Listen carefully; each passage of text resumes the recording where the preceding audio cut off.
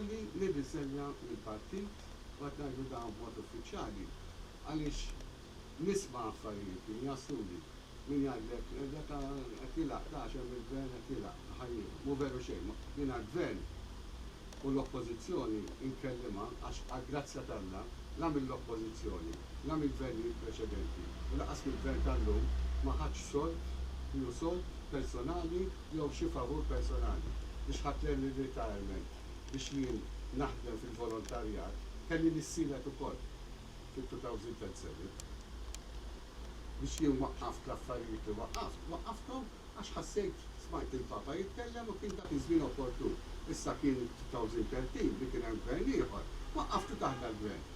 Ġifieri ma noqogħdux nilagħbu bid-diskors u bl-emozzjonijiet għax Filip Laqi u Filip Faċċol u Filip Sebaħ u Filip Dalam. Jien għandi responsabilità kemm ta' bniedem politiku u ex uffiċjaloli u bħala ċittadin Filip Kirkop u kemm bħala Filip Kirkop li qed immexxi fondazzjoni ta' 20 ta' nies li għandhom politika diversa li jħadduha u jiena hija fondazzjoni nazzjonali. Ġifieri dan id-diskors li xtaqt ngħidlek x'qed nagħmlu tkellimna l-aħħar darba nixtieq li jkolli l-opinjoni tiegħek jekk kien żbaljat jew le. Nista' ngħidlek li korrett f'kollox bjad, anzi sammejt il-moderazzjoni. U nixtieq nagħmel appell lill-medja li hawnhekk li jirrapportaw ġenwinament il-mod publi spiritu ġenwin li jiena tkellimt bih. Jiena ma tkellimx u ma nista' nitkellem ċertu antagonizmu.